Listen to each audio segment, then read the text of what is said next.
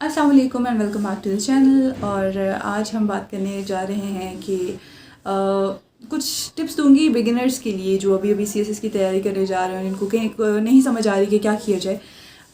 उनसे बात करते हैं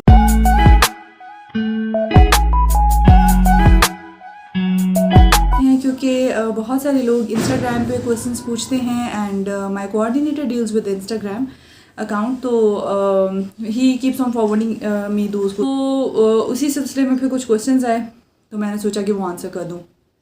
तो आज बात करते हैं कि what should the beginners do जब वो तैयारी अपनी शुरू करें। तो देखें, सबसे पहली चीज़ ये है कि चलो इंस्टाग्राम आप इसलिए तो यूज़ करते हैं कि आपने CSS PMS related pages like किए हुए हैं इंस्टाग्राम पे, फेसबुक पे, लेकिन सबसे पहले तो आप अपने सोशल मीडिया अकाउंट्स को डीएक्टिवेट कर दें, क्योंकि ये बहुत बड़ी डिस्ट्रैक्शन है। ठीक है, लाइक मैं ये नहीं कह रही आपको कि बिल्कुल दुनिया और माफिया छोड़ दें, लेकिन मैं सोशल मीडिया अकाउंट्स को ज़रूर आपको डीएक्टिवेट करने का कहूँगी, क्योंकि उनका आपको फ़ायदे से ज़्यादा नुकसान हो रहा होता है। अगर आप कोई CSS PMS रिलेटेड पेजेस भी आपने ज्वाइन किए हुए हैं तो उन पे भी बहुत सारी डिस्ट्रैक्शन भी होती है, बहुत सारी ऐसी चीज़ें भी होती हैं जो एट टाइम्स आपको डिप्रेस कर देती हैं, स्ट्रेस में ले आती हैं। किसी की फेलियर की स्टोरीज़ पढ़कर या फिर इस तरह की बहुत सारी चीज़ें होती हैं, बहुत से फैक्टर्स होते हैं। तो इट इज़ बेटर कि आप डीएक्टिवेट ही कर दें अपने सोशल मीडिया अकाउंट्स को। ठीक है, दूसरी चीज़ CSS के लिए, क्योंकि आपको दिख रहा होता है कि आपने 12 सब्जेक्ट्स को प्रिपेयर करना होता है, हर एक का सिलेबस आपके सामने होता है और वो एक पहाड़ दिख रहा होता है। पहाड़ वो होता भी है, लेकिन इस पहाड़ को सर करना मुश्किल नहीं है। ठीक है,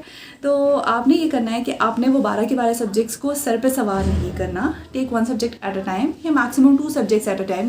जैसे मैं पहले की वीडियोस में भी आपको बताती रही कि आप 2 सब्जेक्ट्स एट अ टाइम लेके चल सकते हैं। उससे आपको ये फ़ायदा हो जाएगा कि अगर एक सब्जेक्ट से बोर हो गए हैं तो दूसरा सब्जेक्ट आसानी से पढ़ा जा सकता है। ठीक हो गया, तो 12 के 12 सब्जेक्ट्स को सर पे सवार नहीं करना है। ठीक है, तीसरी चीज़ ये है कि देखें, इंग्लिश प्रेसिंग कॉम्पोजिशन का तो आपके सामने सिलेबस होता है, उसको डेली बेसिस पे आप प्रिपेयर करें। जैसे मैं बताती हूँ अपने स्टूडेंट्स को भी जो मेरे साथ क्लासेस ले रहे होते हैं प्रेसी की, उनको मैं डेली बेसिस पे सिनोनिम्स एंटोनिम्स करवा रही होती हूँ। एक लिस्ट डेली बेसिस पे, एक लिस्ट में 15 वर्ड्स होते हैं।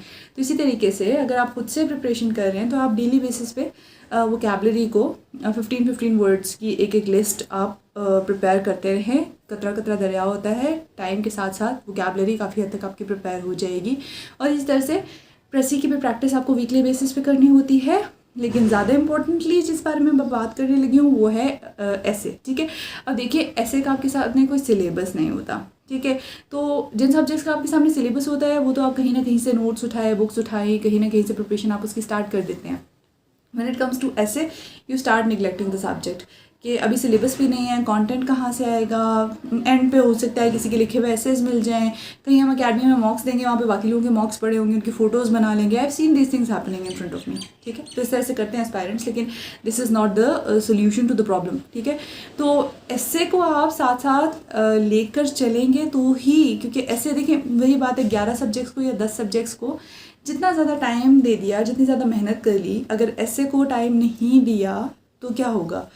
आपने गलत डायरेक्शन में मेहनत की, उसका कोई फ़ायदा नहीं हुआ। और अगर एंड पे वो मेहनत ज़ाया हो जाती है तो फिर आप ये नहीं कह सकते कि अल्लाह ताला तो किसी की मेहनत को रहेगा नहीं जाने देते, तो हमारी मेहनत कैसे ज़ाया हो गई। ठीक है, तो इसलिए never never never ever neglect ऐसे एज अ सब्जेक्ट, और ना प्रेसी को। ठीक है, लेकिन प्रेसी में ये होता है बहुत सी चीज़ें छोटी छोटी होती हैं जो आपको ये लग रहा होता है कि नहीं ये तो पहले पढ़ी हुई है तो ये तो हो जाएगा, हम कर लेंगे, लाइक बेसिक चीज़ें, लेकिन जब तक वो भी रिवाइज़ नहीं की हुई होती, मेरे साथ साथ गली के बच्चे भी आपको कंपनी दे रहे हैं, तो जब तक वो भी रिवाइज़ नहीं की हुई होती तब तक आप उनको नहीं कर सकते पेपर में फुली सॉल्व। ठीक है, उसके अलावा एक चीज़ और जो कंफ्यूज कर रही होती है नए एस्पायरेंट्स को, वो नोट्स मेकिंग होता है। नोट्स मेकिंग पे बहुत ज़्यादा मुझसे क्वेश्चंस पूछे जाते हैं, और नोट्स मेकिंग का ये है कि देखें, नोट्स मेकिंग आपने उस तरीके से करनी है, मतलब लोगों के क्वेश्चन ये आ रहे होते हैं कि नोट्स मेकिंग, हम कैसे नोट्स बनाएं, अच्छा कुछ बता दें, आप अपने नोट्स दिखा दें वगैरह वगैरह। देखिए,